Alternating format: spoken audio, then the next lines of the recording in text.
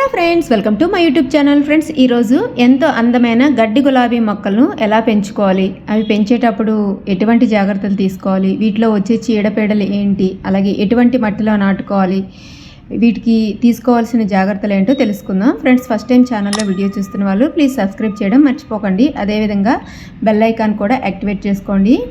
నేను ఇక్కడ ఒక 6 కలర్స్ గడ్డి గులాబీ మొక్కలను అయితే నాటి మీకు చూపిస్తున్నాను. ముందుగా వీటిని మనం ఎప్పుడు కూడా ఒక 6 అవర్స్ ఎండలో ఉండేలా అలాంటి ప్లేస్లో అయితే నాటుకోవాలి. చూడండి, ఈ 2 కలర్స్ డార్క్ పింక్ను డార్క్ ఆరెంజ్ కలర్స్ అయితే ముందుగా ఇలా చిన్న పాట్లో అయితే పెట్టుకున్నాను. ఇప్పుడు వర్షాకాలం కదా, ఎండలేక అది అలానే ఉందన్నమాట. 1 మంత్ అయ్యింది. కానీ ఇప్పుడు లైట్ పింక్, అలాగే డార్క్ పింక్, వైట్, ఎల్లో కూడా ఇలా చిన్న, నా దగ్గర ఒక మిల్క్ తాగే మగ్గ అయితే ఉంది సిరామిక్ది, అందులో అయితే పెట్టుకుంటున్నాను.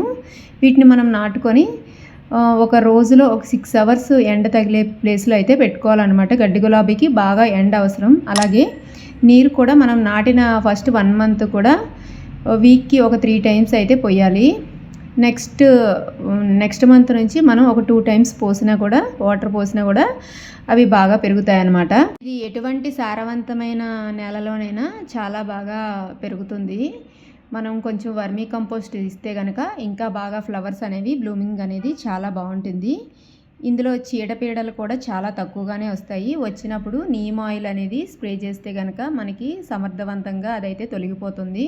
వీటిని మనం నేలలో పెంచుకోవచ్చు, అలాగే చిన్న చిన్న కుండీల్లో కూడా పెంచుకోవచ్చు.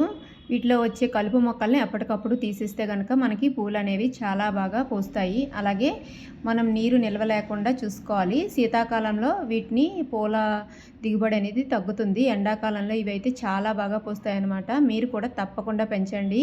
ఈ మొక్కలు పాట్లో పెట్టిన ఒక 3 డేస్కే ఒక ఫ్లవర్ అయితే పూసిందనమాట.